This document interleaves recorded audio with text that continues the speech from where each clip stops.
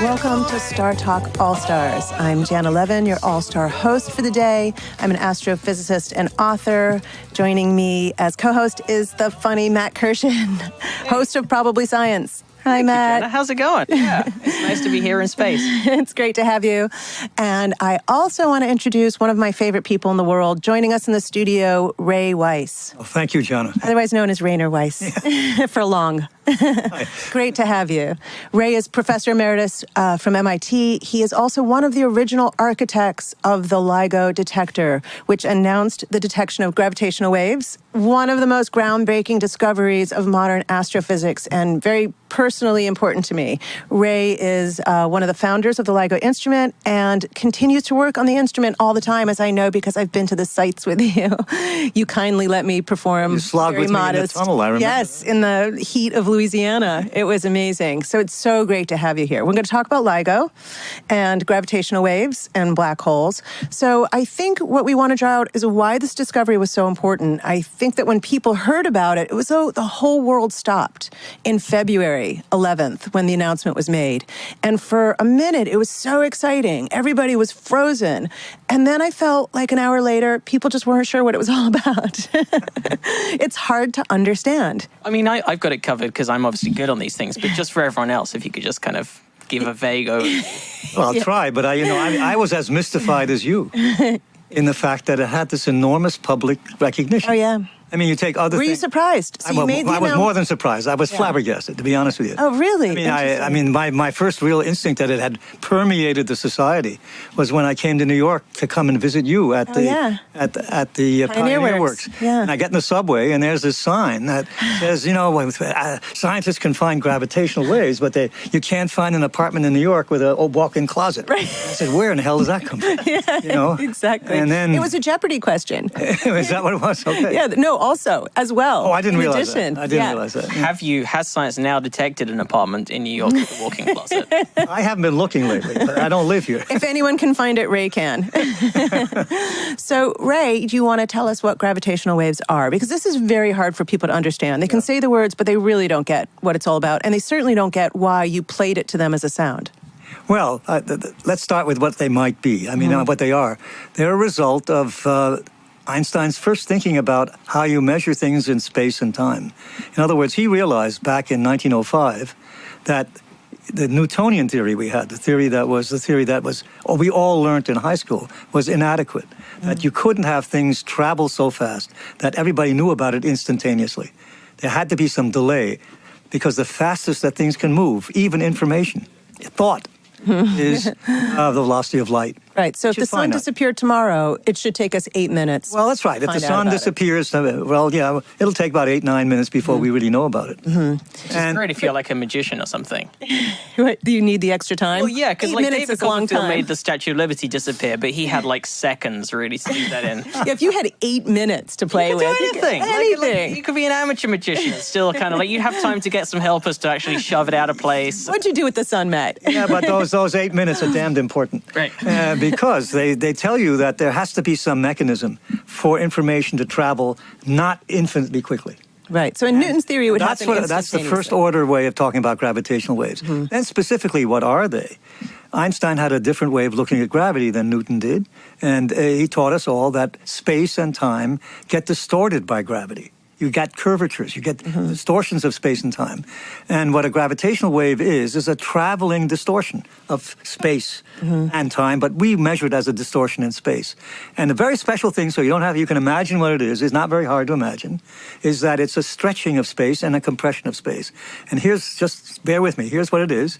Where the wave travels, let's say, toward you, and it does its dirty work, perpendicular to the direction in which it's moving. So something's doing this. And while it's doing this in one Ray's dimension... oscillating his hands in and out. Oh, yeah, I got to tell you, that's right. Like waving my hands back. Almost like a slinky spring. A slinky, let's say a slinky in the X direction, but a slinky inverted in the Y direction. It's doing the opposite. I hope you all use right-handed coordinate systems. In one dimension, in the direction it's moving, perpendicular direction it's moving, it's stretching in one dimension, it's compressing in the other. And that continual compression, expansion, travels at the velocity of light toward you. And that's the way to imagine a gravitational wave. Now, when you first started thinking about this, you were a young professor at MIT, and you had this whole gravity research program. And I know you confessed to me that they asked you to teach a class in general relativity. Well, I'll confess again. What Janna's referring to is a very big embarrassment. See, I come to MIT having been to Princeton, the hotbed of general relativity and gravity, and I come and I start a group, very experimental. I'm an experimenter. I'm not a theorist like Janna. Janna is a true theorist. But I'm an experimenter. I deal with things with my hands, and what already, like, before the show even started, he was using his hands. Well, wildly. yeah, before the show started, you were kind of looking at the microphone and like taking it apart. Like, you can't help yourself. No, you can't. Switchboard. Yeah, you got to do that. You got to find out what you're surrounded by. Come on, that's part of the world. Yeah, palpate the world. So it's tactile and it's all sort of seeing things. But anyway, so as Janna says, that what happened is that I'm running this group that is supposedly about very complicated topics like cosmology, which is the history of the universe, and also gravitation. Okay, those were the two things I started. And then the department head comes to me and says, we would like you to teach a course in general relativity, which is a course of the new kind of gravity. And I couldn't tell him I didn't know a damn thing about it. I mean, I really didn't know much about it. I didn't know the mathematics.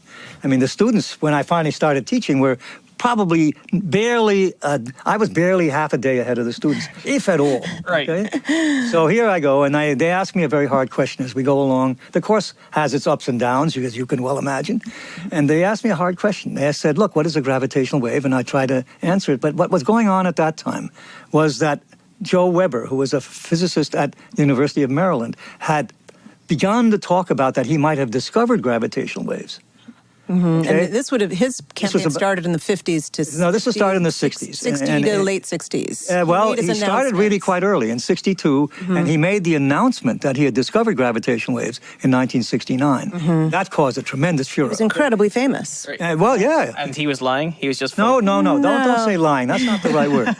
We're all very defensive about Joe now. It's like, I don't want to brag, but I also did discover gravitational waves like about a month before you guys. That's good. I'm glad of that. What did yours look like? It was like I just put a cup on a table and it kind of wobbled a bit. And the water wobbled, and he knew that they were gravitational waves. It's like those Jurassic Park. Yeah, well, like those two birds in the New Yorker cartoon. Yeah. Probably saw that cartoon. I didn't see it. Two birds sitting. This is right after the discovery again. Mm-hmm. Two birds sitting on a branch. It was on the 12th of February. We announced on the 11th of February. So somebody had prior information. Right. But these two birds are looking, one looking at the other, and for one says, "Hey, did I hear you, or was that a gravitational wave too?" And that case that's the kind of thing. But anyway, so let me get back to the story. The thing was that they asked me about this, and I frankly, be honest with you, despite having trouble with the mathematics, I also had trouble with understanding Weber's experiment. Mm-hmm. It's not that he was lying or anything like that. It's just a way too complicated for me to understand exactly what he was doing.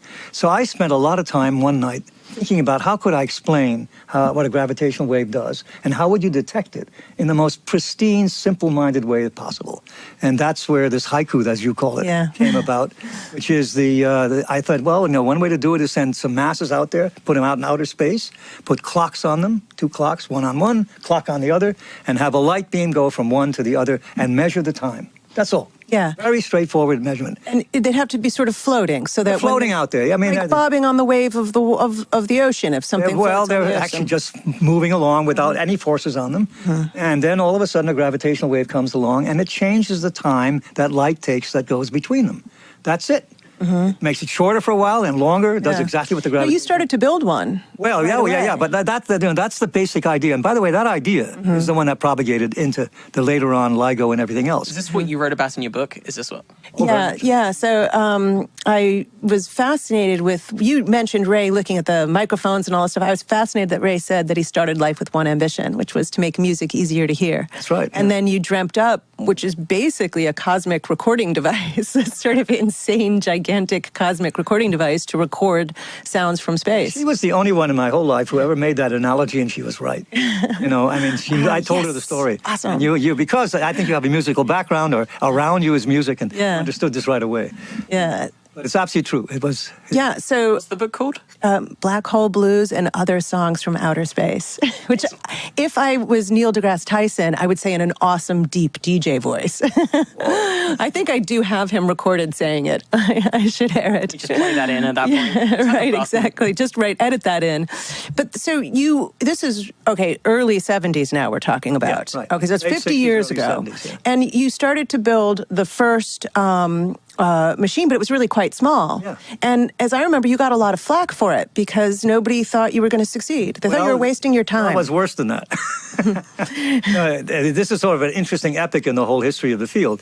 Yes, I got some money from the military, by the way, who was funding my research. At the one time, military support was very, very good. You know, it was not had no onus associated with it in the society. And what happened was that they supported this, and what happened, I got about $50,000 to build a small prototype. And then, all of a sudden, everybody got very disenchanted with the military when the Vietnam War happened.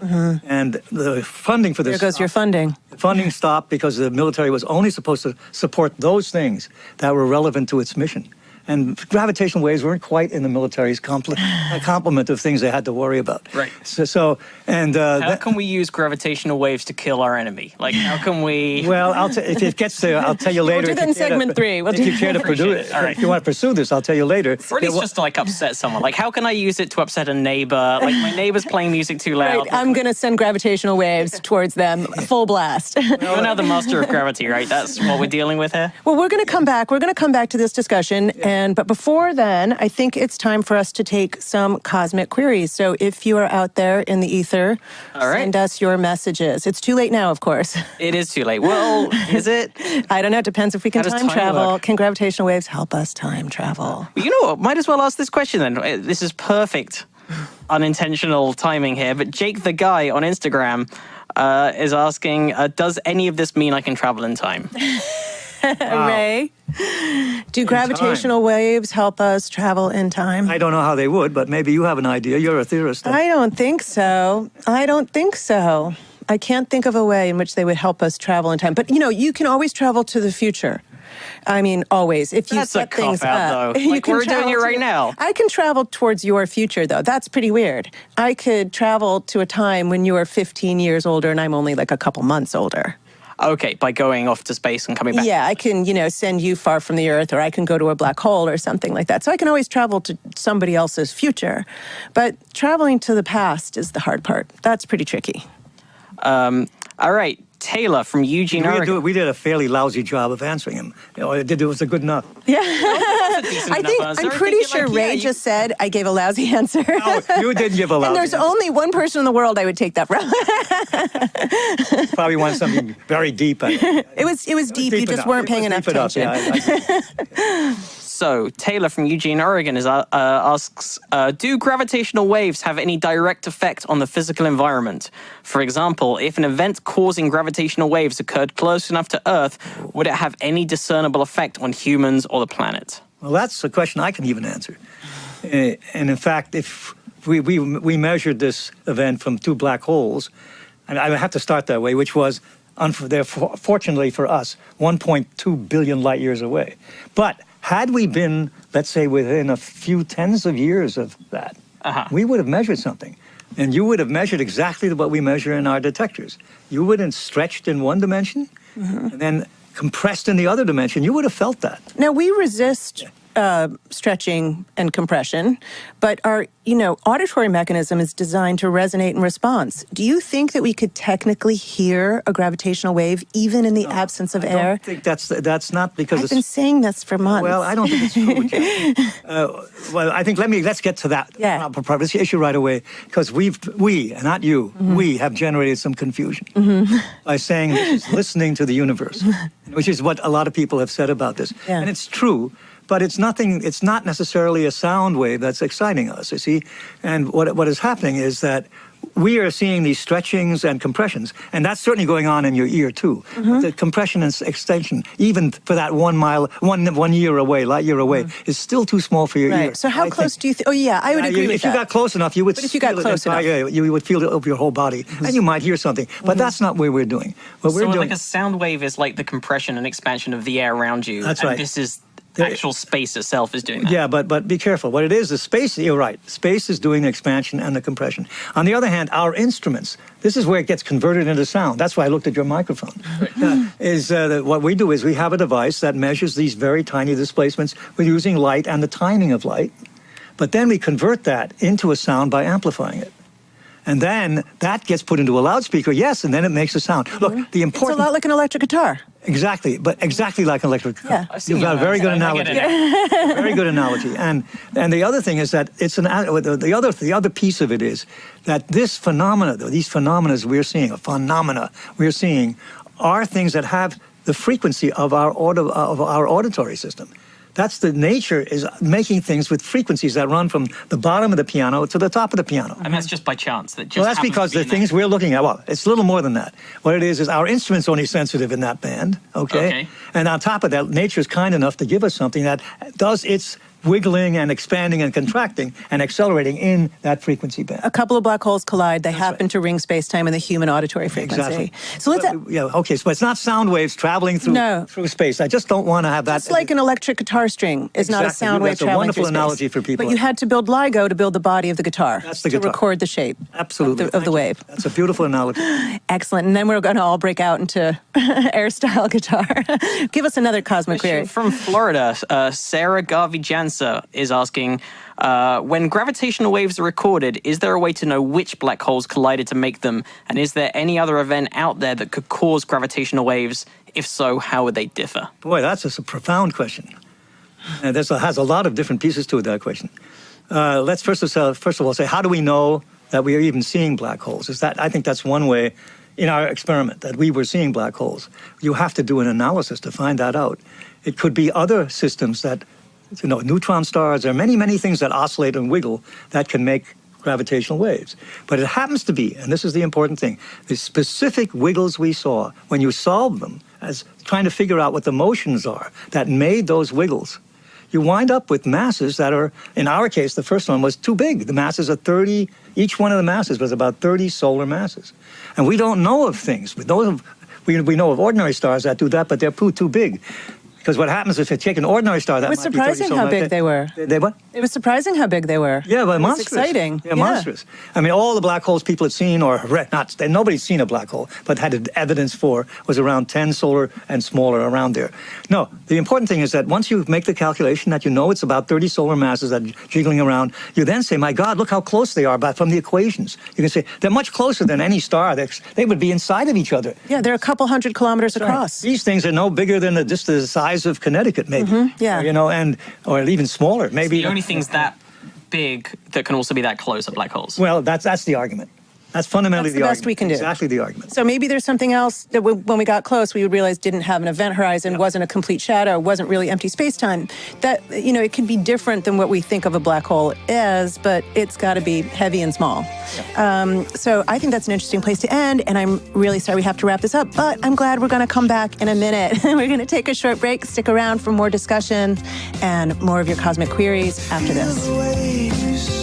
In and out and in and out and in and out.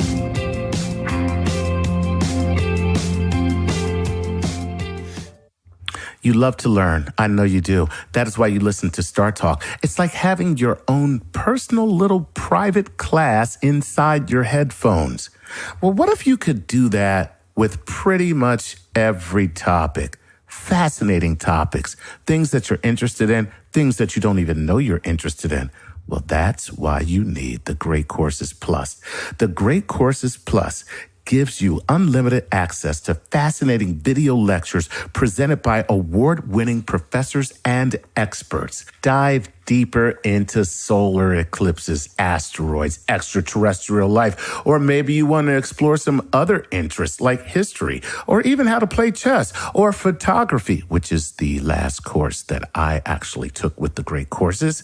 New courses are added all the time. The Great Courses Plus subscription service gives you the flexibility to stream these lectures anytime from any device. A course that I like is the Science of Information, presented by Professor of Physics Dr. Benjamin Schumacher. It's one of the most underrated and overlooked disciplines in science, and you should really check it out. As a matter of fact, right now, as one of our all-star listeners, when you sign up, you'll get an entire month of unlimited access to all the Great Courses Plus lectures for free. So start your free month today. Sign up now at thegreatcoursesplus.com/allstars. That's thegreatcoursesplus.com/allstars. This is StarTalk. We got taxes, we got dreams, we need satisfaction. And on the day that I lost, We're back on StarTalk All Stars. I'm your host, Janna Levin. I am an astrophysicist and author here in New York City at Barnard College of Columbia University. Here with me is my incredibly talented co-host, Matt Kirshen. Yay! Hey. Matt, comedian and host of Probably Science podcast, which is very funny. Thank you. It is a long, rambling, they have no rules, and that's what we love about them. Started off saying funny, and then you went long and round. They were like, your next. Oh, it's dreary, it's a dirt, they have no point. They're going to cut that part out, Matt. Our special science guest today is Ray Weiss, professor emeritus from MIT and one of the founders of LIGO, architect of the original instrument that recently detected gravitational waves. I remember when you were talking about in the last segment, running out of funding because the military funding was cut. And you told me the next big event is I Met Kip. Well, I loved that line. Let me tell you what the next event was. Okay. The next event was really trying to get money. That was the next event, to try to finish it. And that's what happened. Kip comes soon. Mm-hmm. But the next event was really trying to get some money, and that's where I ran into the trouble. Mm-hmm. You said there were trouble getting that money, getting that to people were skeptical. And people, your instrument was 1.5 meters across. Yeah, the initial prototype, it was 1.5 meters. If we wanted to just demonstrate, it was never intended to make a detection. Mm-hmm. In fact, nothing until LIGO was even ever able to contemplate making a detection. Didn't somebody tell you I could do better by looking out the window? If the sun blew up, you couldn't detect it? Yeah, well, one of my graduate students, the first time I ever put a graduate student on the project, had a terrible time with my colleagues because they had no measurement of a real scientific result. They had a beautiful piece of technology, but that's not what you get a PhD for in physics, necessarily. But let's get away from that because you asked the question. So what happened is I tried to get money and I didn't. And what happened is the National Science Foundation, which is what they do always, sends proposals to everybody who knows something about this. And what they did is they sent it to Europe. And the Europeans don't have quite the same mores about an American proposal. And I had a very interesting conversation with a guy from the Max Planck Institute. And this is after your grant was declined. Yes. Well, yeah, that's right. Yeah, it was declined. So here you are with no money. Yeah, here I in 1975 or so. We had started building the thing in 72. Yeah. And I was trying to finish it. And so we got this wonderful call from a guy at the Max Planck, and he says, we've been working on Weber bars. We didn't see anything. And by the way, they had done a beautiful job of not seeing anything. Right. Sometimes not seeing something is better than seeing something, especially if it's not there. In that case, right. Yeah. Or like if you're talking about my dancing. It's better to not see. To not see. Every scientist will tell you that. Yeah. So because you make confusion if you see something that's there and that's not supposed to be there. And so there are a lot of things there that are not supposed to be there. Yeah. And so what happened is very good. So what they did is they asked me if they would mind if they would work on this. They thought it was a good idea. I said, how can you mind? And they asked me if I had a graduate student I could send them or somebody that had been working on this. But here they are. They're kind of pulling ahead on your idea. They pulled way ahead. They pulled ahead on your idea. They had funding. They had funding and they were very good. Besides, give them credit. Yeah. They were superb. Right. And that also started my colleague, Ron Drever in Scotland, who also was doing Weber bars of a different kind, and then he got interested in this. And both of those groups, I just have to say it and make sure people hear it, they both did a spectacular job of making the thing better, the idea better, and getting the thing working. Now, eventually... So after that is when I met Kip. Right. So eventually it becomes you, Kip, and this is now fast-forwarding 10 years, you, Kip, and Ron Drever become the troika that initiate the development of LIGO. It even gets a name. It finally gets a name in 1985. It didn't have the name before. Laser Interferometer Gravitational Wave Observatory. So LIGO started 30 years ago. It started, LIGO started it really, no, it's a little earlier than that, in 83.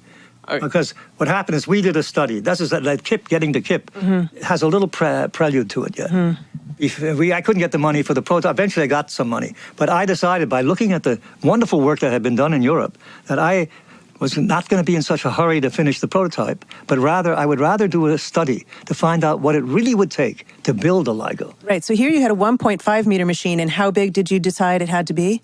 It had to be, well, we started studying, and I did a whole study of it. It looked like it had to be over a kilometer. Right. And if I wanted to do 10... 1,000-fold. Yeah, well, I wanted to do 10. You had like something that was about like yay big. Yeah, that's right. Exactly. Yeah. Arm span to it doesn't fit on the MIT campus or even in Cambridge, Massachusetts anymore. Most of my experiments like the size of a matchbox. Right. They involve... Nowadays, they even get smaller, these nanotechnology things, but you can't do gravitational waves for that way. Why?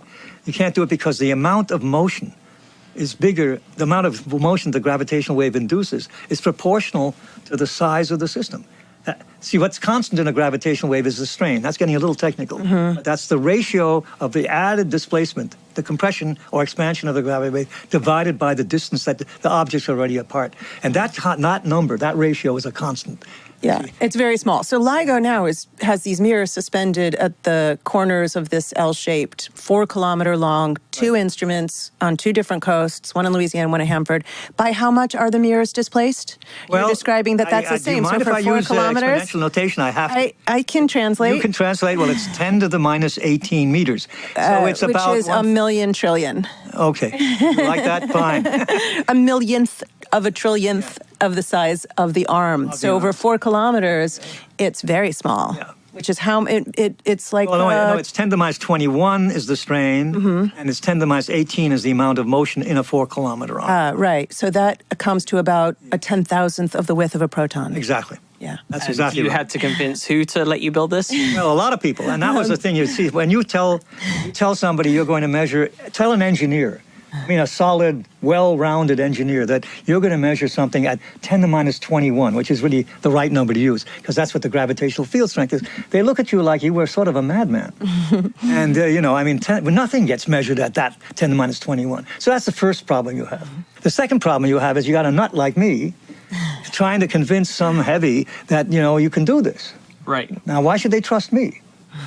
That's the other problem. I had no reputation for that. Well, plus, people weren't even sure there were black holes out there for a large part of your initiative. And what Janna just hit is the fundamental problem that we had, which was nobody could tell us what were the sources. So now we have a triple go. That's really bad. A triple no, let's put it that way. An insanely small number, a guy who's a little bit of a flake, driving it. And, that would be you? Yes, I'm afraid so. and then nobody can attest that there's real sources. And people at MIT, where I was a faculty, saying black holes didn't exist. See, that was a whole backdrop of this as well. So what possessed you to keep them going? To spend money to detect the effects of something that they don't think exists. That's right. And it's a lot of money, $100 million about. Well, Ray, you didn't know that they existed either. You didn't know. So what possessed you to keep going? It is insane. Well, I'm going to give you a very silly answer, which is the truth. Okay.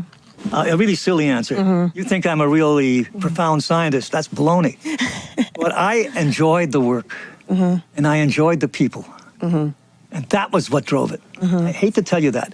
It was interesting work to do. I think that's a great thing for people to understand. Scientists do what they do because they love it, not necessarily out of ego satisfaction. No, the end result was an interesting result. Could we get such a result? It was a good gamble to take. Yeah. But that wasn't the thing that drove me. I have to tell you that. Yeah. It is something that I get, because when I'm doing my experiments on the effects of paint drinking on blindness, it's not the glory. I'm not going for the glory. It's just about the work, and it's fun. I enjoy it. And you fully expect, though, that there will be glory at the end of the day. Yeah, I expect that there's a bit of me in the back of the mind that's like, it is going to cause blindness. You're going to be the name of a paint color. I will be able to write it up. But at the time, you just do it. You just drink that paint and you write down your results as best as you're able to write. So now we get to Kip, because, see, Kip was a different kind of person. Right. Kip was a theorist, and he had spent a lot of his life thinking about what might be the sources of gravitational waves. And in fact, he started writing some very elegant stuff already in the 70s, early 70s, about if there were a way to measure gravitational waves, what would be interesting to detect. And he started inventing a lot of very interesting So ideas. Kip really pushed the science case. And he was so cool-headed. He was just totally unflappable in the sense that even when other people were saying, we won't detect black holes until 2020, some people told me, as recently as August, right? Yeah. And Kip was like, nope, black holes first. Black holes are going to be first. So he really pushed that scientific case. Well, and he had good reason, because you see, he had developed probably one of the most prestigious groups in the country for the theoretical parts of gravitation. It's interesting, Kip and I, we didn't know it. Well, Kip tells me he thinks he remembers, but I don't. We were both at Princeton together at the same time. I was a postdoc, he was a grad student. And by the way, Joe Weber was there also exactly the same time. With John Wheeler. With John Wheeler, exactly. The American granddaddy of American right. relativists. Yeah. So Kip was, the reason I think that what's so important for Kip to be part of it is he gave it a certain cachet. I mean, that the fact is, he showed people that it was possible that you could have sources besides the one that everybody knew about. Supernova. Which was supernova, yeah. So when a star explodes, it can wobble space-time, which we now think is probably the hardest thing to go for. It's a very hard source to do. So let's, before we get to the discussion of the actual discovery, let's take some cosmic queries. All right, so Gabriel Thielen, who's a Patreon patron, says... What kind of patron? Patreon. It's a website that lets people give They money. are supporters of the fabulous show. Financial supporter of the show. And Gabriel asks, theoretically, is there anything stopping gravitational waves from traveling faster than the speed of light? It is the same phenomenon, is it not, as a theoretical localized artificial space-time distortion or warp? Thank you very much. Can I try this one? And then Ray, you jump in. So just like there are light waves, electromagnetic waves, which is radiation, there is a particle complement to that, and that is a massless particle, and it travels at the speed of light. We think that that's exactly analogous to what's happening with gravitational waves, that there's a wave in the gravitational field, and that there is a particle called the graviton, which is massless in Einstein's theory. That might be wrong, but in Einstein's theory, it's massless. And in that case, like all massless things, it travels at the speed of light. No faster, no slower. But that could be wrong. It's very hard to test the speed of light by looking at gravitational waves. I'm sorry, the speed of the gravitational waves. It's very hard to test, isn't it? Well, we try to make an attempt. Do you want to hear about that? If we ever get... there's a future and there's a current. I'll give you the future because it's easier to understand. Now that we are in the business finally of detecting things, people will try to look for not just bursts of gravitational waves, but rather ones that are very steady radiators, like, an antenna on a transmitter blowing its waves out into space. Like a neutron star with a bump on it. That's right. Like a Perfect. paddle. Neutron star with a bump on it that's rotating, and so it gives a nice continuous wave. Like a monotone. Yeah, exactly. Well, it's slowly decaying, but it's a monotone. You're absolutely right. Over our time scale. And then what happens, it's a very interesting thing. You can do a very simple thing that even I can imagine. You can look at that source as we move around in our orbit in the solar system, and you will get added time each time. This source will be someplace in the orbit, outside of our orbit, and we go around, and it takes different lengths of time for the signal to get to us. And since we know our velocity, we can get the velocity of light because we increase the distance to the object. We know how much we increased it by. So it's a very straightforward kinematic measurement. On the other hand, we already have sort of a quasi-measurement of the velocity of the gravitational waves from a simple thing. We saw, I have to explain, as Janna said, we have two of these detectors, one in Louisiana and another one in Washington State. And we saw the signal first in Louisiana. And 7 milliseconds later, we saw it in Hanford, Washington. Well, that already tells you it's moving pretty damn close to the velocity of light. Yeah, as it crosses the continent. As it crosses the continent. That's a pretty good way of... It's pretty great. Yeah. I love that the 7 milliseconds are just clocked. It's fantastic. So Nathan Kruger on Facebook says, are there currently any plans to conduct the double slit experiment using gravity waves? That's an interesting question. Gravity is so weak, it's so hard to manipulate. Ray, what do you think? I'll tell you what the real problem is.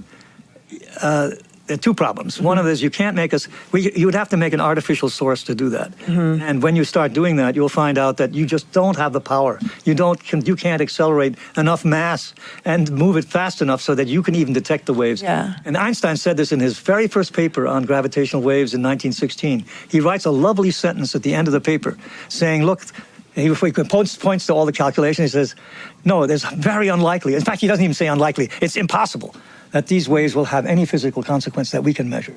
Because of that he tried to look at things like stars, that what he knew about, or locomotives smashing into each other. Well, I'm making that up because I don't know what he really thought about. I mean, that piece of paper that says that's where he did his calculation. Yeah, he didn't believe black holes were real. So yeah, well, the other thing is black holes are not even be considered at that moment. Yeah. But just the calculation where he came so pessimistic about this, that I'd like to see a piece of paper that has that. And he must have done it. So the fact that Einstein didn't think black holes are real and I do makes me smarter than Einstein? Like, what are we No, you're just a little later, that's all. If you time traveled to before Einstein and believed in black holes, that would make you pretty smart. Janna's driving that point. Do we have one last? We've got a minute for our last cosmic theory, really quick. I didn't answer the question, but never mind. Sorry, I know. I don't know. You need to make an artificial source to make an interference pattern. And right. That's why I just don't think we can do it unless, So Mary, not gonna tell ya. I don't think that's her real name. I'm almost guaranteeing that it's not. Says, I asked this before as a silly question, but I've been thinking about it. Maybe it's not so silly. If gravitational waves were represented by colors, what would they be and why or how? That's pretty well, easy. yeah, I mean, the frequency of the sound can be translated directly to the frequency of light, which is a specific color. That's right. So what colors would they be? They'd be well, these would be outside of the eye. Completely out of the eye. Your eye would have to be like the size of a huge radio, I don't know, a very big thing.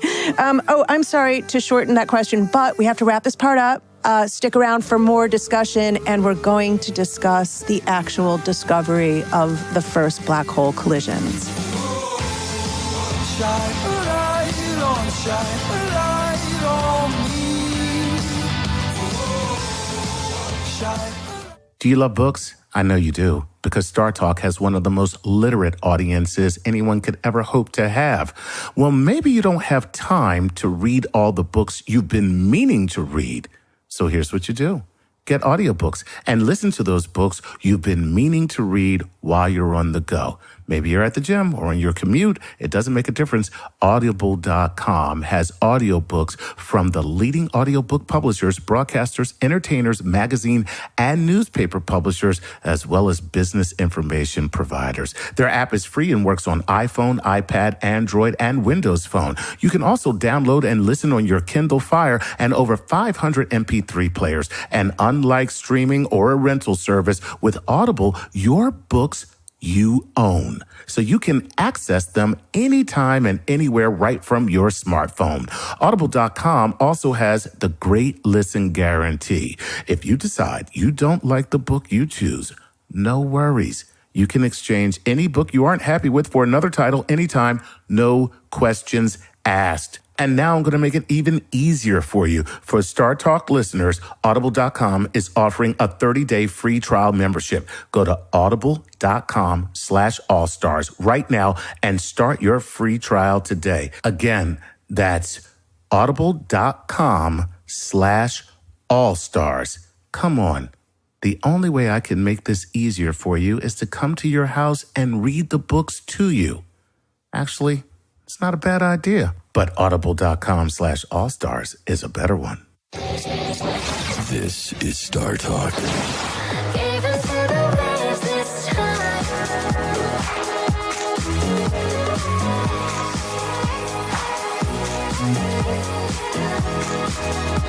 We are back on StarTalk All Stars. I'm your All-Star host today, Janna Levin. In the studio with me, we have my comedic co-host, Matt Kirshen. Hey, Janna. And our science guest, Ray Weiss, Hi. to talk more about the LIGO discovery. Good to see you again, 10 seconds later.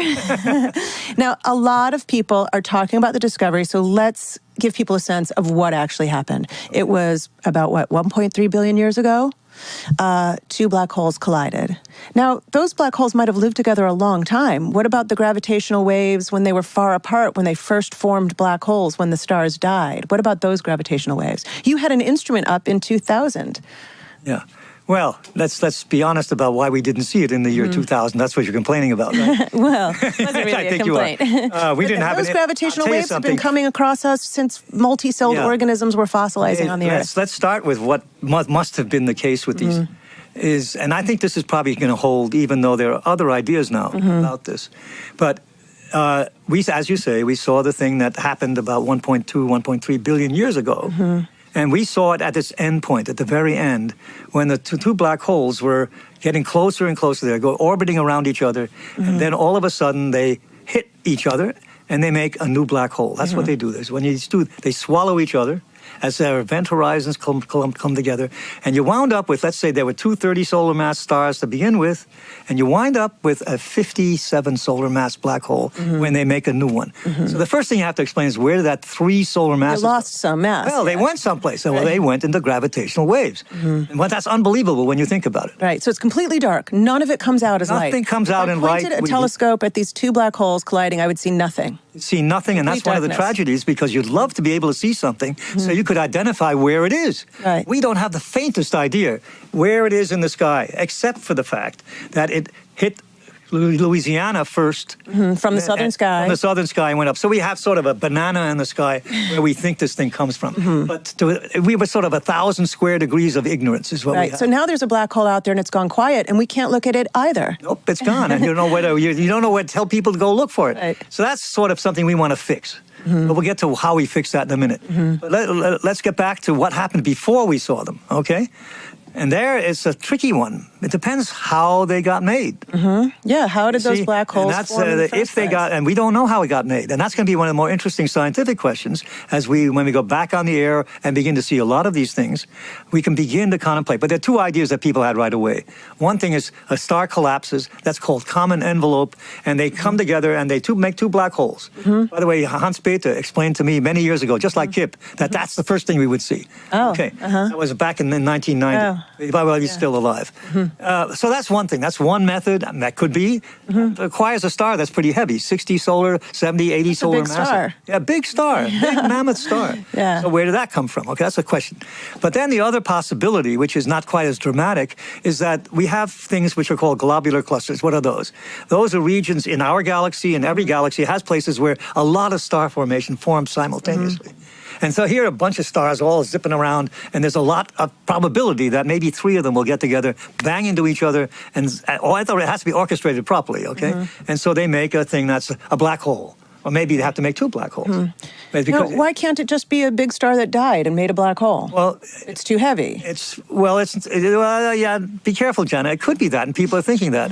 And some people even, let me now go on. These are decay into a very technical conversation. Yes, this gets into something really quite tricky, but let me say that's what about the metallicity of this? No, come on, let's get away from that. But that was about to be my question. I mean, your question, you were going to ask that, right? Yeah, I was going to ask that. Well, okay, well, the hell with the metallicity for a moment. So we only see the final fraction of a second. How much of that collision do you actually detect? Did LIGO detect? LIGO detected only about 0.2, let's say a quarter of a second of this whole thing. A quarter of a second. So it was emitting the gravitational waves, it just didn't get loud enough until that final Well, to be careful, it's 2 reasons. Yes, you're right, but the real reason we didn't catch it is because our detector can't detect anything with very low frequencies. As I told you, it goes from the bottom of the piano to the top of the piano. So this is a rumble once they're very far apart.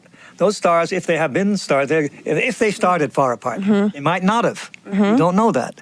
Suppose, like every other thing, they started far apart. Then they would be going very slowly around each other.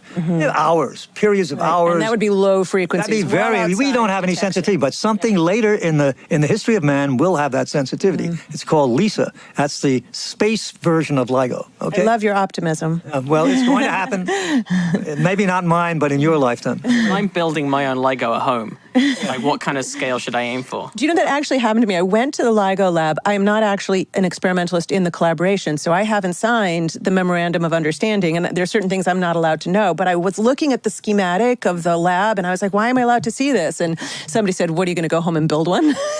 Yeah. You got a couple. Just you watch me. And then everyone's going to be really embarrassed when you've done one for like $. Well, I'll tell you, if you come up with a clever idea that doesn't need something so big, and people at one time thought maybe optical fibers, I won't go into it all. None of these ideas have worked out, but people are all the time thinking about how could they make a small version of something like this that is as sensitive. But let me go back. So what you have is these big things that they're very, let's suppose they got started separately. And they are still bound to each other, and they eventually oscillate, and they get closer and closer, and they're losing energy to gravitational waves, which we're not detecting because it's outside of our band. And then we detect it just as it comes into our band. I see. So And just that's as the it most sweeps likely in. explanation, but there are others Right. too. Right. You know? Now, you were really hoping for the centenary for the first detection. So here you've been building this thing for 50 years, Ray. I can't tell you how many times somebody said to me, we better go ask Ray. You know, on site, you're doing experiments, you're walking the beam tubes, and you want it to be 2015. You wanted that so badly, I know. And 16 or 15 was good. 16 was the latest. okay, so you were willing to take 16, and then if not that, you would find an Einstein paper that was, you know. It's a 2018 maybe, right. paper, but that was it. No, a lot of people told me 2018, don't expect a detection before 2018. But on September 14th, 2015, this struck. It must have blown your mind. I mean, what is the experience of waking up that morning and checking the logs and Am I right in seeing? thinking it was the practice run that, like, that wasn't meant to be the run that detected anything, right? You're absolutely on the mark. That's correct, yeah. It's even worse than that. What happened is we didn't expect this, and when, as Janna points out, I happened to be on vacation. I had been at the site the days before that, and I almost screwed it up. Do you know that story? I Yeah. think, but I do want to tell you the story because I was sent by my boss, Peter Fritschel, who is the young student that I had, and now is a senior member of this thing. He says, Weiss, you got to go down there, fix the RF interference. That's Radio frequency. Radio frequency interference. And because it'll disturb the whole run. So I went down there and I saw what was really a big mess. I mean, FCC, the Federal Communications Commission would have sent their truck there and shut us off because we put out so much RF.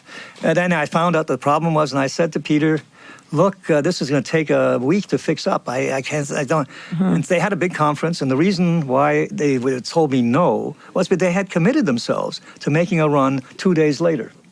I was Just there. left it like it was. It was a run, and you had to. And he said, "Look, we have all these people coming from all over the country, all over the world, coming to the sites. We don't want to jeopardize this. And the RF, if it's a problem." Well, it can't kill us. And I said, no, it won't kill us for an impulsive source, but if you're looking for periodic sources, it might. And so we took that gamble, and Peter said, let's come home. Okay? Yeah. And thank God I went 24 hours later.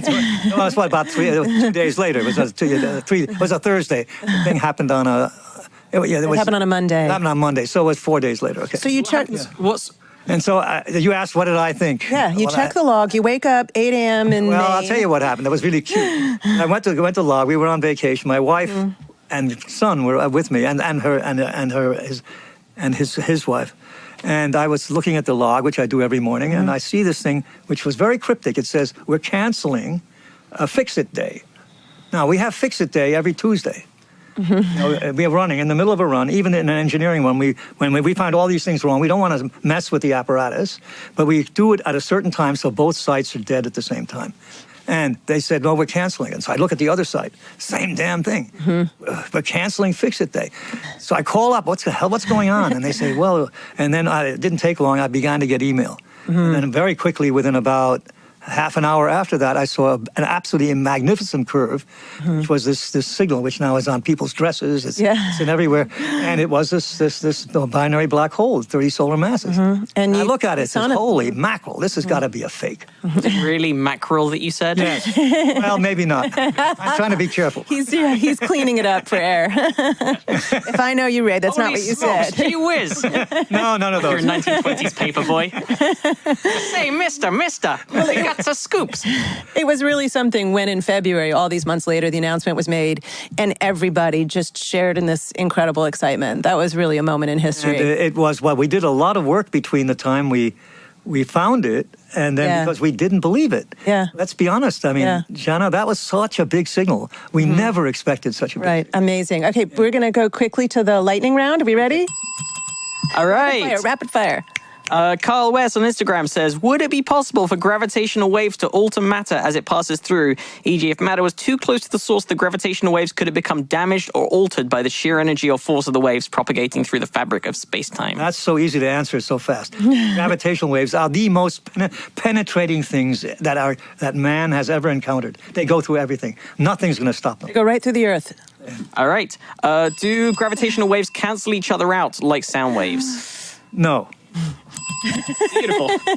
Let me be parenthetic about it. They could, but it would be taking an enormous amount of precision to do that. You could have a compression while the other one is a rarefaction. So, like water. Yeah, but it's not impossible, but my God, in the real world, it's not going to happen. All right. If two black holes collided near us, what would the gravitational waves be strong enough to disrupt our own magnetic field? What could happen because of that clash? Well, if that collision happened in our solar system, we might not even be here. And I'll tell you what happens. We would in get our solar system, yeah. Yeah, we would be stretched and compressed in such a ways that things could easily come apart. That question, by the way, was from Mike up. Schneider's on Facebook. Okay. David Norio on Facebook says, why are we referring to gravity as a force since it's the result of the curvature of space-time? And what about the other forces? Are they also the result of something we can't see yet? Well, that's an interesting question, and I can't answer it because it may very well be. We don't have the final theory, but maybe you should try. We're loose in this language. It's true that Einstein made us realize that in some sense gravity is not a force, that we're falling freely in a curved space-time. We're not actually being touched and pulled upon. But there's another way to look at it that makes it look like a lot of the other forces. So electric fields permeate space and affect things. Gravitational fields permeate space and affect things. There's a way of making them sound more parallel. Yeah. And there's always force carriers, gravitational waves, light waves, weak force carriers, the gauge you bosons, can on and on. recast gravitation as Steve Weinberg did, for Exactly. example, as a field theory if you want. You don't have to use Einstein's beautiful theory. Well, what people say is if Einstein hadn't discovered curved space-time theory, we'd be talking about it in this much more particle physics-y sort of a way. All right. The Scarlet Speedster on Twitter says, how do gravitational waves affect time/perception of time? What would need to occur to have significant changes? Well, I don't know if I can answer that. The metric that I use does not have the clocks perturbed This is tricky. by the gravitational waves. Yeah, so it's like what I call left isn't what you call left. It's a mixture of your left and right. We tend to orient our space-time so that it's only the space that changes, not the time. But you could orient your space-time differently, where you would measure it being in the time direction. It's not easy stuff. Yeah. All right. Tony Hale on Facebook says, do gravitational waves reflect light? And if so, could you dial in an image like flipping a page in a book? If we can't see our galaxy in the past, but the light reflected from our galaxy is traveling faster than we are, would that mean we could see an image bounce back at us? I don't think that'll happen, but let me tell you something. There's a very nice way of thinking about gravitational waves affecting the propagation of light. You don't have to have mirrors doing it. In other words, they interact to make sidebands on the light. That's a complicated way of saying it, but for example, some of the other ways of looking at gravitational waves do not use mirrors, like the pulsar timing does not use mirrors. So consequently, there's an interaction between gravitational waves and the propagation of light. Yeah, that is some hard stuff. I'm not even going to try to clear it up because we're at the end of our show. Thank you so much for the excellent questions. It's been a great show today. Ray, always an honor and a pleasure to talk to you. Yeah. Matt, so great to have you on. Check out Probably Science at Matt Kirshen on your Twitter feed. Thanks so much for being here with me. This has been StarTalk All-Stars. Thanks for listening. See you in the multiverse. In the where? The multiverse. Oh, my God. Ray, do you have a better outro? Do you know what an outro is? It's what you say when you say goodbye. What should we say? Salutations from the third rock. Waving at you from this corner of the universe.